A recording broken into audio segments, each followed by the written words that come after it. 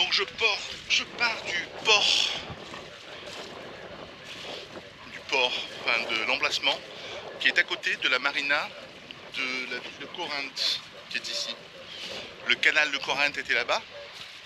Et lorsque je l'ai passé hier soir à 18h, 18h30, il y a eu une mini tempête, des vents 24-25 nœuds qui soufflaient et surtout beaucoup de houle. Alors j'ai essayé de rentrer dans le port qui est ici, dans la marina qui est ici, mais elle était complète. Il y avait deux bateaux qui étaient en train de s'amarrer et qui faisaient des ronds dans un truc où il faisait 100 mètres sur 100 mètres, donc on ne pouvait pas tourner à 4 bateaux là-dedans, quoi. Donc je suis venu me mettre ici, où lorsque moi je me suis mis avec deux bateaux, et bien entendu 2 heures après, il y en avait 5 ou 6, qui est une très grande protection.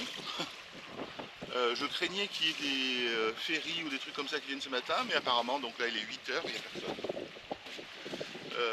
Bon, ça n'a pas été l'idéal parce que bien sûr il faut se péter contre la météo, mais ah ben oui, mais si je mets pas. D'accord. Si je mets pas le pilote automatique.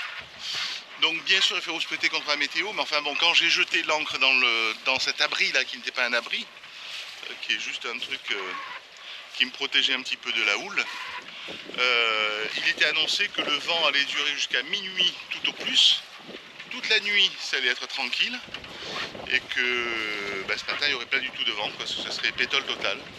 En fait il a soufflé toute la nuit. Je pense que ce matin j'ai encore une fois décroché. Je dis encore une fois parce que quand on regarde la trace sur Anchor, le logiciel Anchor, c'est assez impressionnant de voir le déplacement qu'a fait le bateau. Donc j'ai été réveillé toutes les heures, 1h30 à peu près, obligé d'aller voir comment était le mouillage. Bon, quoi qu'il en soit, ce matin il y a encore du vent.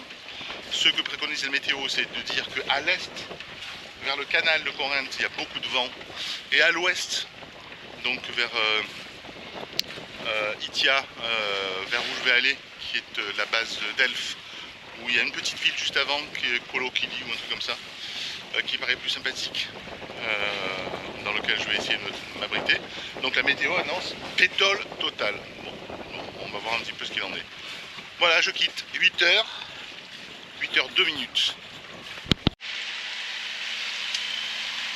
Voilà, après ma pêche miraculeuse d'un thon, je sais pas, il fait 5-6 kilos je pense, un truc comme ça.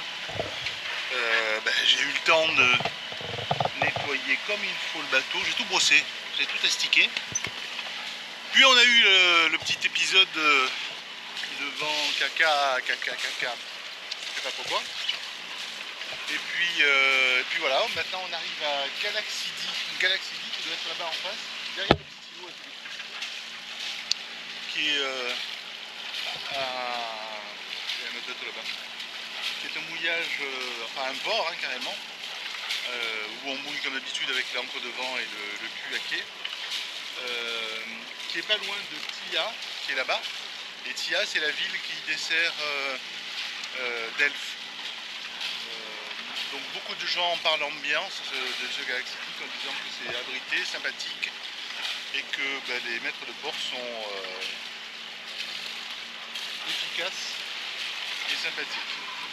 Voilà, donc tout à l'heure 27 nœuds de vent, de rafale. Ça a duré une petite demi-heure, enfin maximum de rafale. Entre 20 et 27 nœuds de vent. Voilà, c'est terminé. Il ne s'est rien passé. Là on est reparti à 7 nœuds, ce qui est à peu près ce qui est prévu. Mais par contre, voilà, entre là-bas tout au bout et là ici, il y a un passage de 2000 peut-être, pas plus, hein, 1 000 et demi à 2000 de distance, pendant lequel les vents sont excités et ils sont passés à 27 nœuds. 27 nœuds de vent. Passer de 7 nœuds à 27 nœuds de vent comme ça. Si j'étais étoilé et tout ça, j'aurais tout arraché. Tout va bien, on arrive, on va se reposer, on va refaire le plein de gazoil, d'essence, d'eau et compagnie. Et j'irai visiter Delphes. Ciao. Hop, vous allez découvrir avec moi l'arrivée à Galaxy D. Ça paraît superbe, très jolie petite ville. Très jolie petite ville.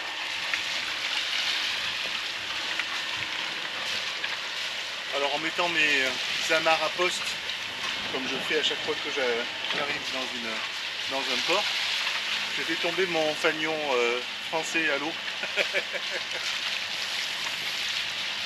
Eh ben le ramassage de l'homme à la mer, c'est pas facile quand on est solo.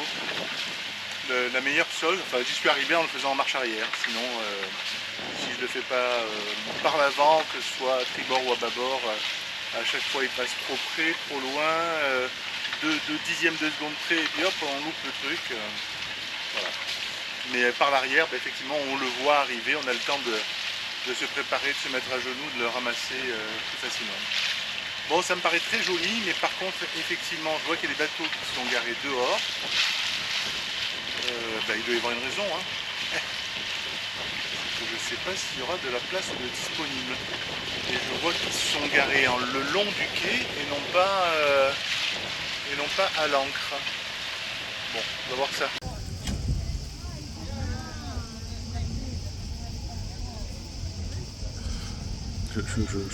C'est méchant, hein. Mais ça fait plaisir de voir des gens qui sont pires que soi. L'ancre, normalement, ils doivent la jeter tout à fait de l'autre côté. Tout à fait de l'autre côté. Et apparemment, ils n'ont pas jeté au bon endroit, donc ils se font jeter par le groupe qui était ici parce qu'ils se sont reculés directement sur les bateaux.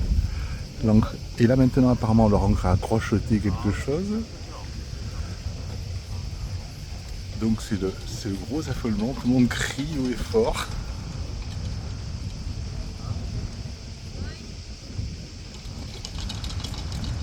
On va attraper quelque chose ou...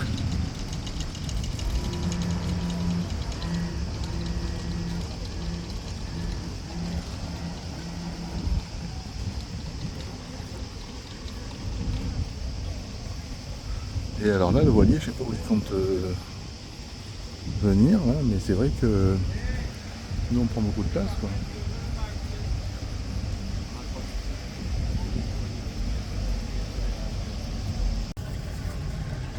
Les pauvres, je les plains bien parce qu'apparemment leur ancre est bien accrochée et ils tournent tout autour en tirant tant et plus et rien à faire, ça vient pas du tout. C'est très bizarre que ce soit aussi costaud que ça parce qu'apparemment ils ont un guindeau qui est costaud. Mais les deux zigotos là qui sont devant, à un moment donné, il y a quelque chose qui a cassé. Je sais pas si c'est l'encre qui a cassé, si c'est la chaîne ou si c'est quoi que ce soit, mais il y a un truc à casser. Ils vont se le prendre en pleine gueule.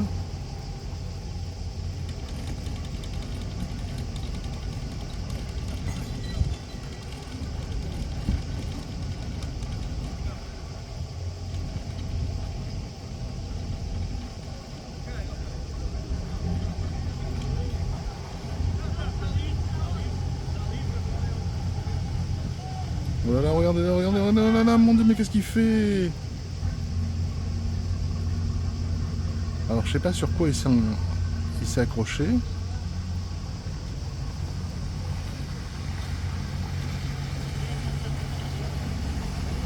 Ça fait 20 bonnes minutes que ça dure.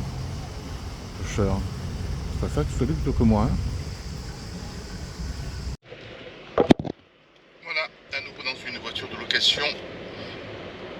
Pour un départ pour visiter Delphes, le tour j'allais dire du lac, mais c'est pas du lac, hein, de la baie dans lequel il y a la ville, dans lequel il y a mon bateau, est absolument merveilleux. Là on arrive au fond de la baie où il y a l'autre village qui aurait pu convenir aussi, mais il est moins bien noté que le premier là, Galaxy D. Et là c'est Tia ou un truc comme ça. Apparemment il y en a pour 35 à 40 km pour aller jusqu'à Delphes. Il fait bon, il est 8 h du matin donc ça va, la chaleur n'est pas encore tout à fait là. Apparemment la chaleur est passée de 44 degrés il y a 2 jours à 34-35 degrés, donc on a perdu 10 degrés en 3-4 jours, donc c'est tout à fait acceptable. Donc si ça se passe bien, peut-être que cet après-midi j'irai visiter le monastère qui se trouve 40 km après Delphes, mais dont on dit le plus grand bien. On verra ça. Pour l'instant, la route est sympa.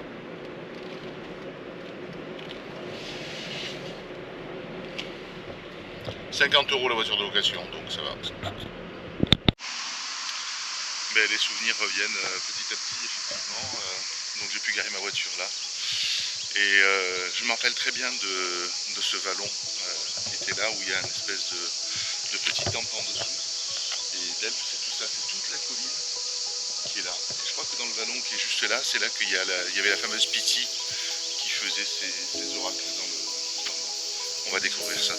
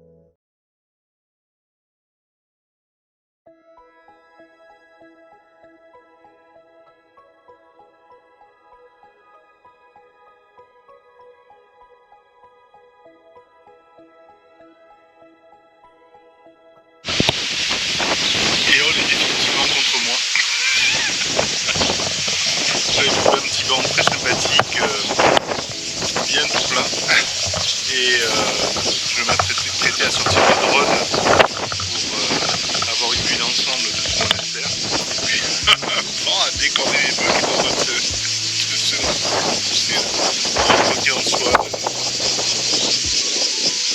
sympathique. Bon, j'en ai profité pour acheter 2 litres d'huile vierge extra issue du monastère. Au moment de la crête, qui était très bonne, mais non. Et puis 2 litres de blanc, sec. Voilà, si je termine ma balade, je vais rentrer vers le bateau.